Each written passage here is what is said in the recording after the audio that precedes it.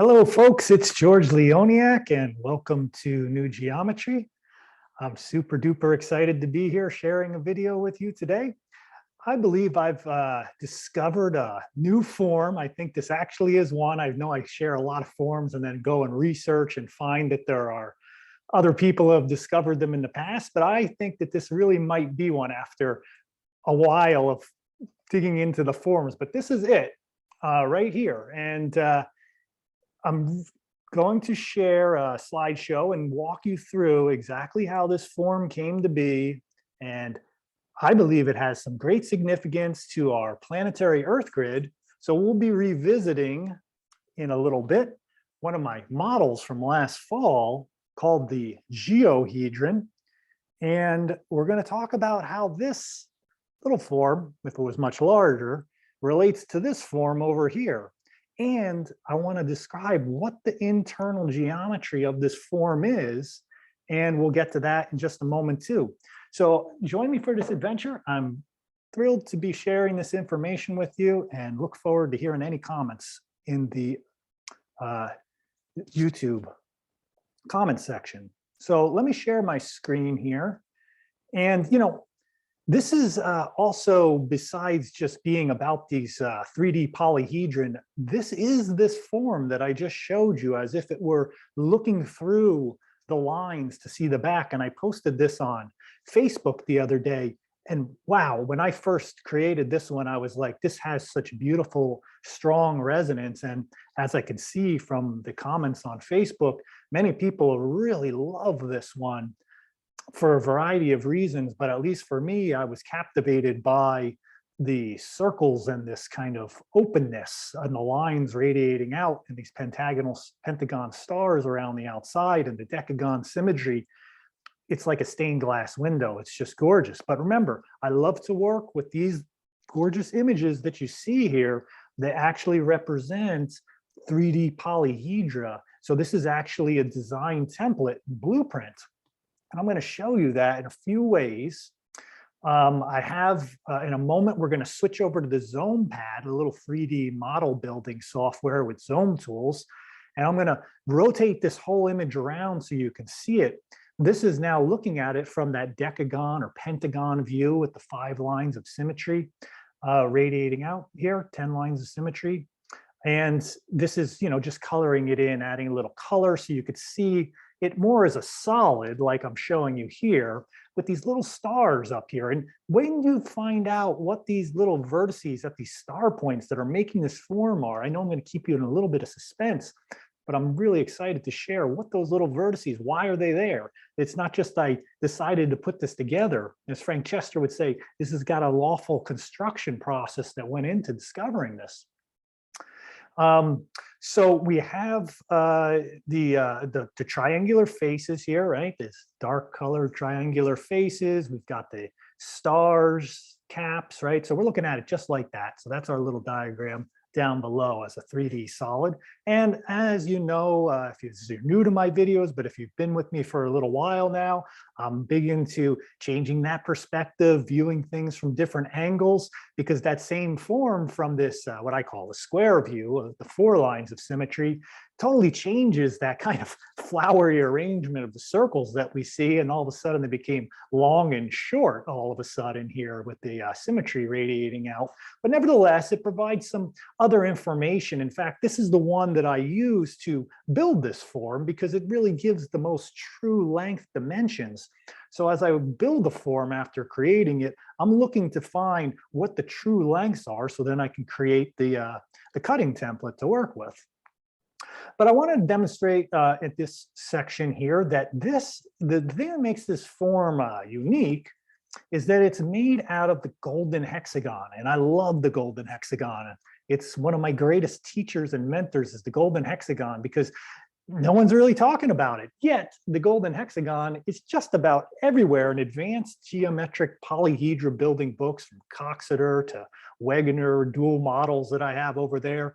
They constantly keep coming back to this golden hexagon and these triangles, yet every sacred geometry book that I own has never once mentioned the golden hexagon. So I've thoroughly explored this in a variety of different ways, but this was like a lid that you would flip up. I want to show you what edges are in phi proportions. So this triangular edge right here, the little raised triangle edge, is in phi relationship to the star arms. So if you put your arms out like a star, this is your head going up like the pinnacle. That arm's coming out here, the red, that's this red line. So this is, let's just call it 1 inch, that's 0.618 inches, 1 inch, 0.618, 1 inch.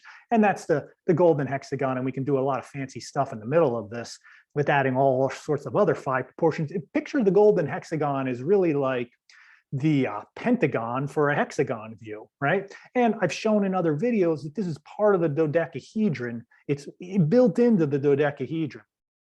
But now here we go, once again, this is kind of a big mind warp for me because like we go from now that square orientation, once we rotate it to the hexagonal view, boy, wow, does it completely transform. All the lines are all over the place, but they're still there for a reason. They're not just chaotically drawn here. There's golden hexagons, here's and I got a next slide coming up. I'll show you that a little bit better. But this is, I gotta say one thing, this golden circle seed of life, right? That basically what I'm showing you in this video, in my previous video at least, Metatron's tetraplex, I show you about 30 forms in that. Metatron's tetraplex, new revolution, evolution in sacred geometry. I show you 30 forms, true to dimensions and accuracy, stellated forms to 60-point forms, great icosahedrons, great icosahedrons. Like there's so much in that. So check that video out. But all of that would not be possible if I didn't come up with this simple little template, which I modify here and there, putting on little cherry tops around here, little extra golden circles that need to be placed in to get the points. But once you start jamming like a musician with this golden circle template, there's really just about, I'm almost feeling nothing I can't find within these complex patterns. And this is a new one. Like I keep saying in my videos, and there's more to be discovered, right? There's more that you can find in these forms once you start poking around. And this happens to be one of them right here. This just came out literally 2 days or 3 days after producing that video and saying that same phrase. So here's the golden circles. They're laid out in this, and they're providing all the lines in the network. And this is what that one would look like as a solid. Now let me just say a few more things about the golden hexagon and want to compare it, because once I find something like this, I scour the internet, I research all my books. I'm like, what is this? Because I'm just pretty sure I would find it again. And I even checked all of Wolfram's polyhedra models, Wolfram math programs, and Robert Loves Pi, and all these other people who build polyhedra models on the internet. And I was not able to find it at all. The closest thing I could find was in one of my books over there, Wegner's book of the dual models or the polyhedra models. And this is what we get. This is the closest. And the difference here is that this small icosahedron is built with a regular hexagon, meaning all these edge lengths are the same. That's going to reduce the size of this triangle. And pretty much the whole form pretty much loses the phi proportions and ratio. And it's not going to give you these vertices. And when you find out what these vertices are, like these little star points, that's going to show you that it's connected to an underlying geometry. This, if you're just building with phi ratio, building with different things, pretty much I feel like maybe this is just applying our knowledge, this regular hexagon, over top of this form and just adjusting it, because all the forms in that book are built around, when they use a regular hexagon, we'll say we'll just use a regular hexagon. But the golden hexagon is naturally occurring within the polyhedra build-out models. It just wants to kind of be created. And when you start truncating things within these models and the Zome tools, this golden hexagon shows up. And it's not surprising that, like, when you look through Coxeter's work, they came up with a diagram like this that has the golden hexagon squarely in the center with all these phi ratio oriented turning, twisting triangles.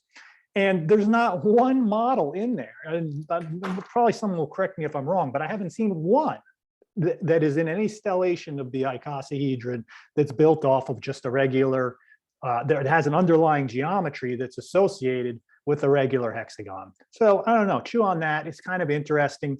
It kind of makes sense because the way Dan Winter describes the hexagon is a very stabilizing, flat plane. It's good for storage, basically. So once a form reaches that storage state, let's just say, or the way I'm envisioning it now, it kind of just stops it from an evolutionary process.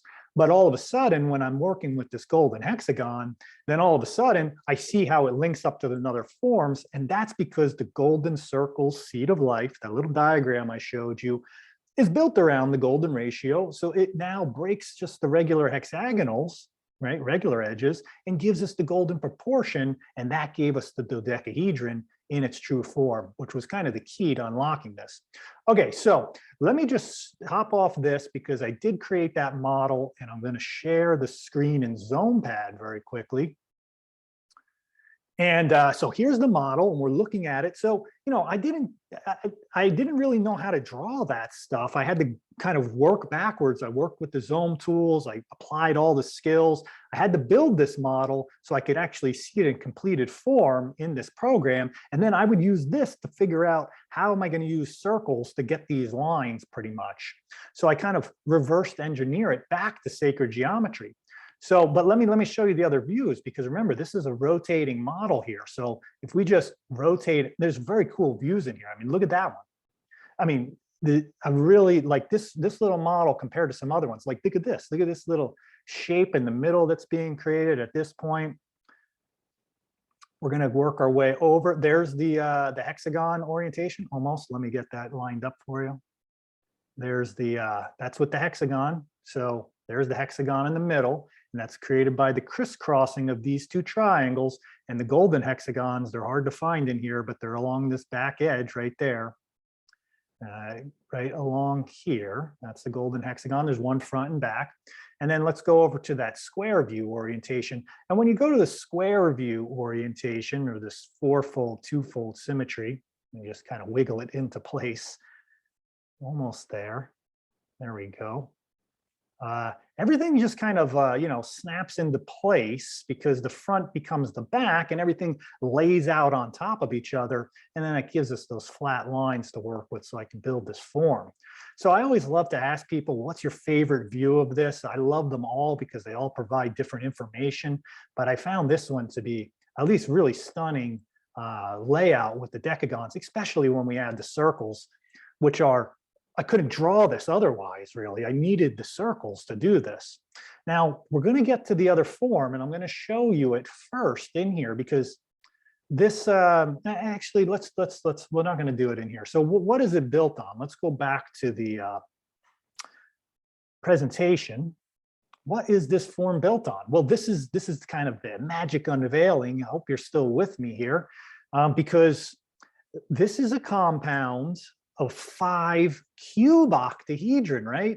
This is big time vector equilibrium, the jitterbug, Nassim Harriman, Buckminster Fuller. They love, I love this jitterbug cube-octahedron, and we see it as one, and we know that it's a truncated cube and an octahedron, because it could be both. That would be a rhombic dodecahedron. So it's a compound of the two, and we're taking them off the cube edges basically here, and we get this, but it's a very flexible model, and doing little rotations to it will create the dodecahedron. It will line up the vertices. Actually, I discovered that it will create a dodecahedron.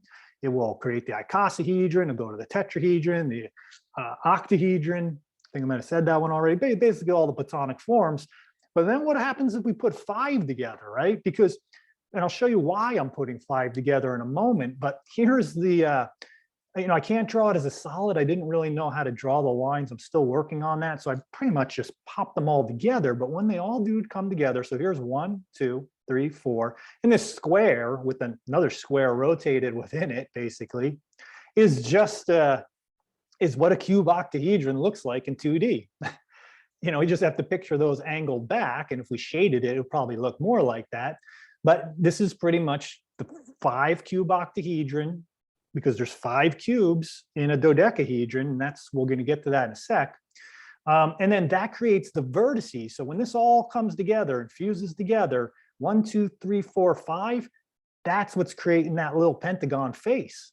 That is the 5 cube-octahedron points meeting at these star tips and all the way around. This is what happens in the natural fusion and evolution of 5 cube-octahedron, as if they were in 5 cubes in a dodecahedron. And there's another way to look at the cube-octahedron is basically 3 planes. Let me get the light on this for you better. 3 planes, like we got that flat plane towards you, left and right, and then we got the up and down plane, and then we got that horizontal plane, right? So now we've got those 3 planes, times the other 5 here, and now we've got all those planes of symmetry within here. So this is showing you where those planes are, and then I could pretty much just pick this little model up, and I want to show you that it fits into the cube-octahedron as if we were just to show where those vertices are showing up there, right? There it is in there. And I just want to show you how it fits into the vertices. And this is how I discovered this, was really just working with these planes of symmetry rather than the cube-octahedron, because all you have to do is just create triangles on those vertices at that point, and then you've got your form. It's not fitting as much as I like. It's a little wiggling around, but that vertice, that vertice, that vertice there, down to this vertice down here, down to that vertice. That's what's giving us the form. Now, if we don't have 5, then we don't get this form. But the reason we have 5 is because of the next coming slides I'll explain. But let me just show you, like I do build it out with a model. This was an early model where I first started constructing the form. And there is a cube-octahedron with a little hat on, basically, off to the side, because I don't have all the parts. I had to take apart a lot of models to build this. But I gave me enough information to see what was going on. And there's the cube-octahedron, and there's that form. This is looking at the pentagon face coming down. There's the hexagon face that we're looking at with the triangles. You can see the cube-octahedron shape that we're familiar with, that large hexagon on the outer side.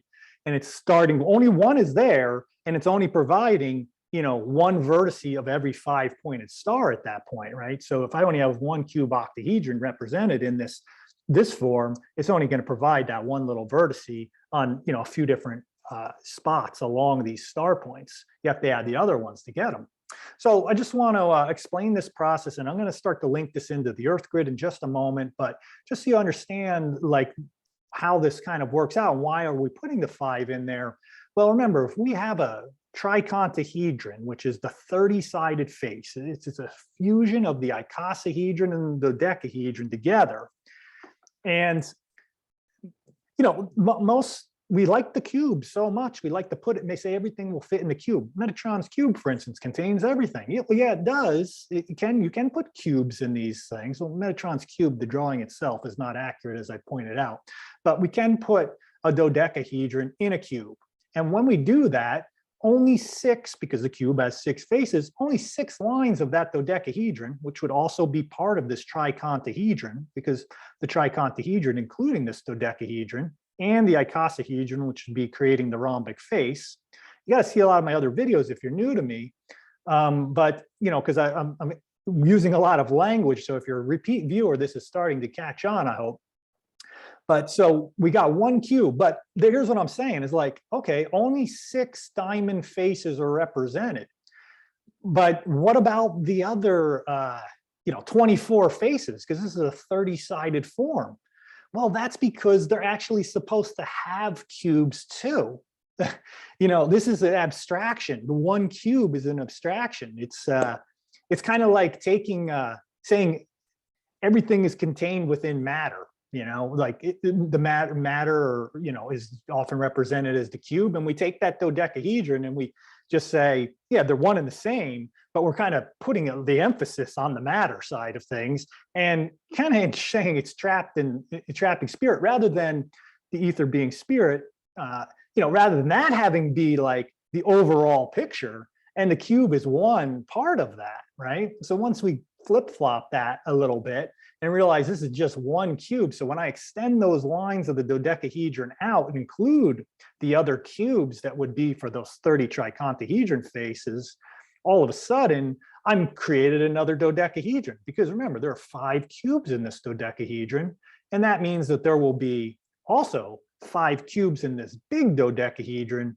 So if I bring this big one over top here, you'll see that there are the remaining 5 cubes that will be associated with the rest of those diamond rhombic faces. So we've got a cube right now that's going to be intersecting this diamond face and that diamond face and that diamond face, because check it out, it's very simple. At least it became simple to me, because it's like really simple math. 6 faces on a cube. The rhombic tricontahedron happens to have 30 faces. Well, we're adding 5 cubes, right? So we got 30 faces, and 5 times 6 is 30. So all of a sudden, there's a cube around every rhombic triconahedron face, which is creating the dodecahedron. So, you know, going back to this slide, just popping everything into a cube is really a bit of a radical transformation to kind of start thinking about that every cube you see really is just one within 4 others around it, as you know, more invisible, unless you really have the dodecahedron in hand. But hey, that's kind of how the ether and the spirit kind of operates, right? But that's embedded, that one other cube is embedded in all that, and that makes a big difference.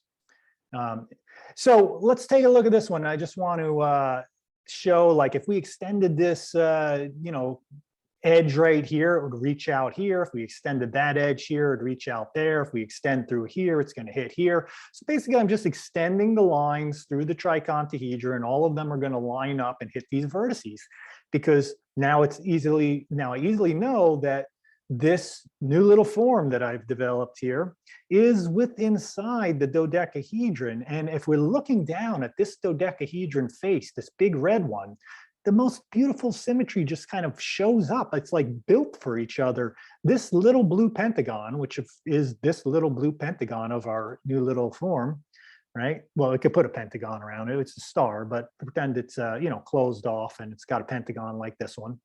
So we got the pentagon in there. That just so happens to nest perfectly in the cube faces, right? Because each of these lines, these star points, right, are one edge of the 5 cubes. And this is just nicely contained right within inside there. And we can then turn that flat and create a star out of this. So here's, you know, the discovery of this morning, which really inspired me to go back to my previous work that I did with my geohedron model. And because I realized I already did this, this 5 cube-octahedron compound last fall, I just didn't know the form that it created because I didn't understand the golden hexagon at that point. So, you know, I had to kind of circle back around to, you know, I guess seasonally here, let's talk all the way from the fall into the spring. So, you know, it took a good 6 months to circle back around. But here we are back at the geohedron. I'm going to show you all these models fully, but this is my first drawing of it ever. And you can see that we've got these gigantic pentagon curving faces, because this is a curved structure, the 122 vertices all the way spread out around. But this right here, that's what I discovered back then, is like the cube-octahedron's got to be in this mix somewhere. And what I did with this is I biscribed everything. So every point on this form would be on the surface of a sphere around it. So there were these 5 points that showed up that weren't represented in the tricontahedron model that we often see. So here it is angled. Here's that downward pointing star that all of a sudden shows up. And I've made a larger one just to show you how that kind of lays out. Now remember, this is a flat model, so it's not going to follow the curvature exactly, but I will get it close enough to show you that at least the outline before it starts to curve, you know, lays out and then it comes down. And because the curvature is not going to meet these star points like I'd like it to show you, but it is basically turning into a curved surface at that point. So here's the model before I colored it in and mapped the whole surface of the Earth on it. There's that 5-pointed star. This is basically these big pentagons that you see here. That's one of 12. So that's like a dodecahedron face. This central point is the North Pole to South Pole is an icosahedron with the vertice up, okay? And then down now around it, picture this as like basically a truncated icosahedron, but it's not really that because there's all this other cube-octahedron internal geometry that I'm talking about. But if we were to truncate that, all of a sudden now we are going to have this shape is going to show up on the top, and those vertices that I'm pointing out are kind of surrounding those 5 vertices. Now, this is a vector equilibrium. There's a lot of energy in the vector equilibrium. I mean, the radius to the outer points to the edge lengths is all the same. It's like this very super stable form. Those points from these 5 are going to go directly into the center of the Earth. And there's lines on here that I have to add to this that are not here, that are based on this model, and I have to figure out how to bring them up to the surface. But let me show you where I was at back then, at least in the model, because basically what I did, because this is the biscribed Distachus tricontahedron, just 62 vertices, 120 faces. And that was pretty much, what you're going to see in a moment when I go over to the UVG grid on the universal vector grid that's part of, the Google Earth. And, so this is what we're going to take a look at in a moment. But then there's other lines that you can call up on there, and you're going to see that those lines are going to be produced by adding this cube-octahedron 5 compound. So this is the drawing I did last fall, and it's the same, basically I did the same drawing again, forgetting that I actually did this. And that's going to add now 60 more vertices plus the 62 vertices that exist. Remember, these are all touching the surface of, an Earth. And then now we put it together, we get these 240 face segments, and there's a lot of great circles and 90 something great circles that I added on to this and things like that. But here's the template, the model. If you unfolded that whole thing and lay it out, you can kind of follow the equator. And this is, the big dodecahedron faces, these pentagons here, these large ones. Those are 12 of them basically that have just been more further refined within that model to provide that star point, because now I've added those cube-octahedron points. So this is a little bit of revision. I have 4 videos on this in my Earth grid section, and this video will be the 5th. Hey, great. Pentagon structure. We got the 5th video, a kind of culminating revisit of this. So we're going to add that into that one. So here it is, the hand-drawn or digitally drawn, but everything I do, just so you know, is like, I have to actually hand draw every single thing that we do here with an iPad pencil, drawing lines and doing real old school kind of geometry in a modern era. But I can transfer all this stuff, the majority of things that I show you, to the page. And, I'm going to have to, now that I understand this a little better, I think I'll actually be able to draw the geohedron more accurately from a few different views now. So here we go. There's the lines of symmetry. This is the 6 of them going through there. And you can see here's they are here.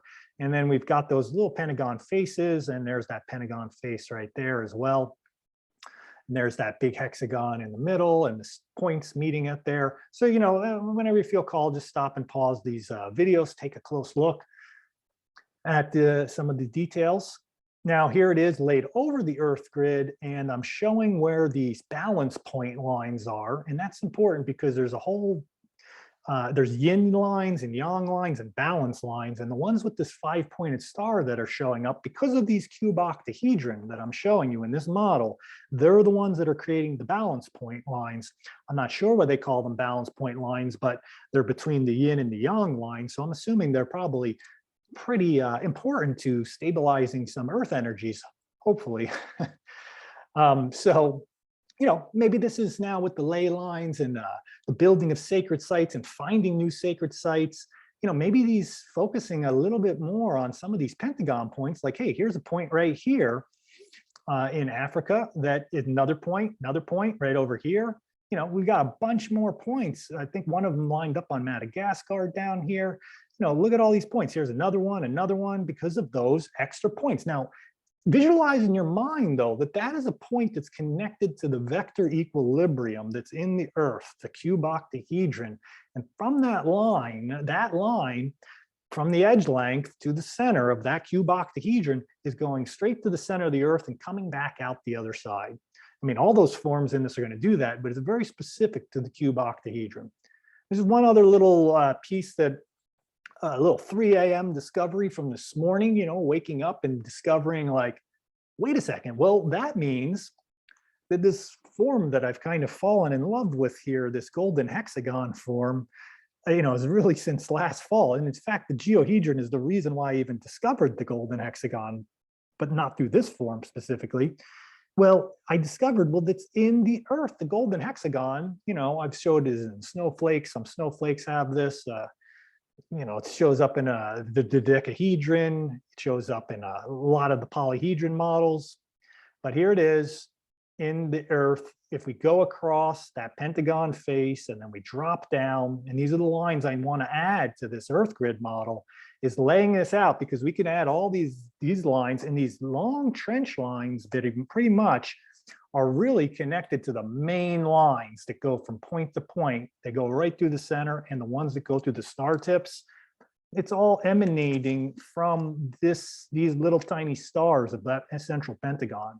So these are the balance lines, these orangish golden lines, I believe, or yellowish lines, and the white, and then we just work our way around, and this is the golden hexagon.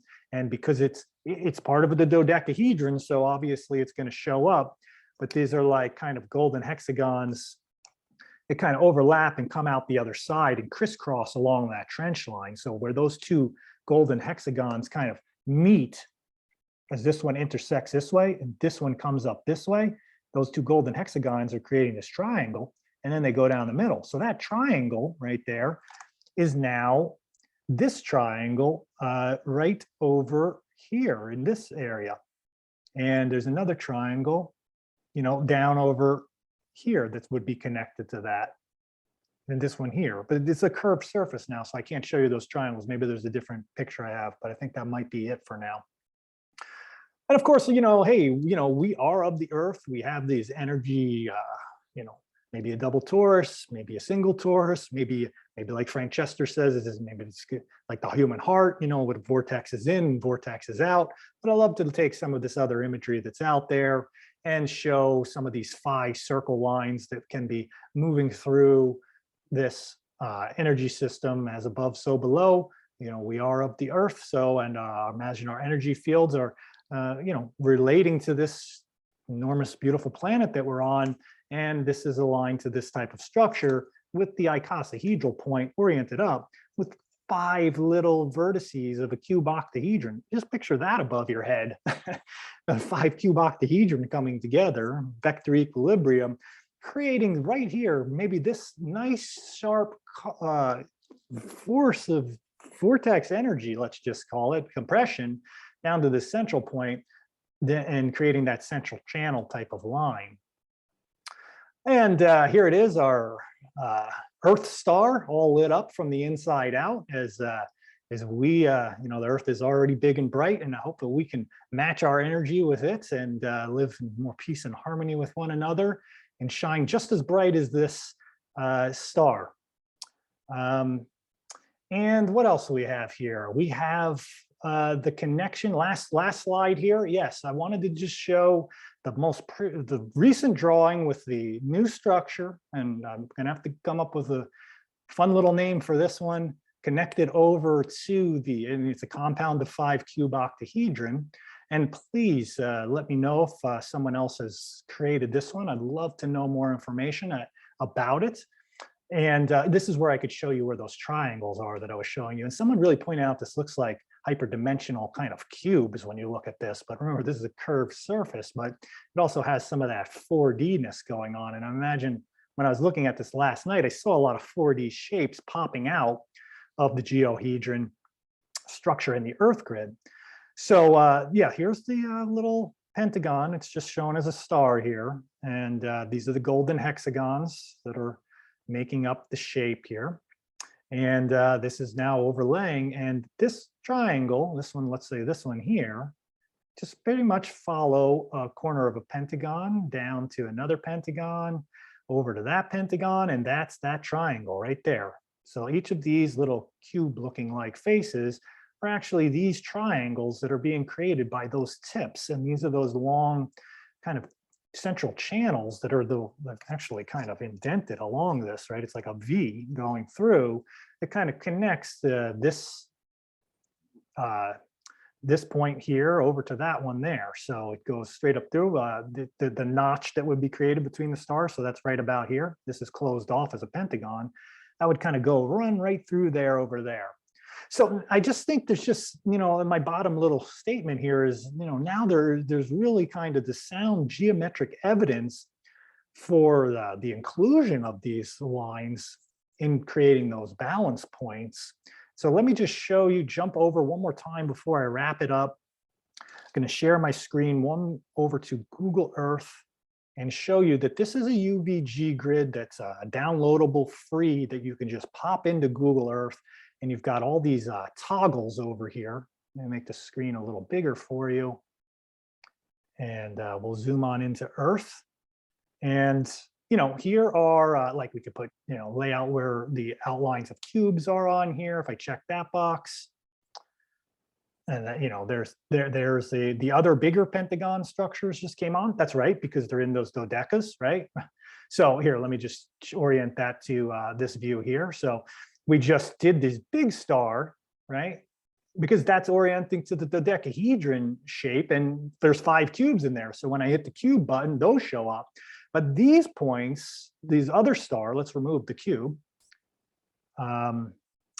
These points here of the balance lines, let me remove that so you see what we normally see of this, right, is without any lines. We kind of just see these main 62 vertices that are on here. Remember, these cube-octahedron points of these balance lines add 60 more points. That's why we have 122 points now. But look, this is right in the heart of the ice shelf over here, right? So we got this going along here as the balance lines, right, to connect this other pentagon that's within the pentagon shape there. So let's just take a twirl around the Earth real quick. I'll show you what the yin and the yang lines look like. They really kind of go all over the place. So, there's some other geometry to be had here and found, but I imagine we could find forms for all this. And I'm imagining we could do that with like the golden circle template. Now here's the yin lines as well. And there's quite a bunch of those too emanating around. But for whatever it's worth, for me at least in my exploration, the balance lines, because they created that other pentagon shape and the star within it, and just this is the take-home message of this is these are 5 cube-octahedron points, which are connected to these dodecahedron cubes. So they are 100% part of this when we bring them to the surface of the Earth. So you have to expand it outside the cube and biscribe everything. So everything's on the surface of the Earth, or however you'd like to visualize it, above or over top, and the points come down. Many ways to think about that. But, like I said, there's plenty of other little spots on the Earth with those on here that we could start to find new ley lines and connection points. Hopefully do bring a more harmonized, balanced vision of connection and wholeness and love that we can all tap into with humanity and sacred geometry, being of the planet and being of our bodies and being of our galaxy and solar system and cells and everything else about us and everything might be a really nice thing to focus on for bringing us hearts and minds together in a more holistic future that will develop as we continue to move towards the golden age.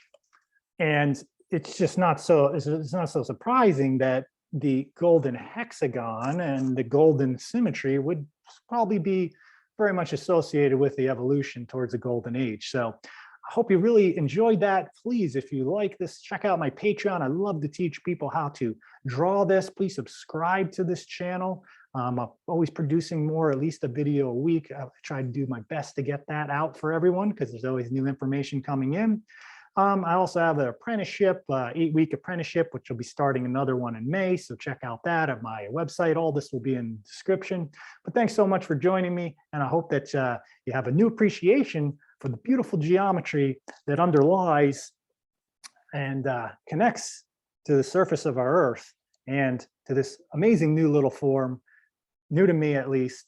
And hopefully you've seen how amazingly beautiful the process of discovery is. All right. Much love, everybody. Peace. Have a great rest of your day.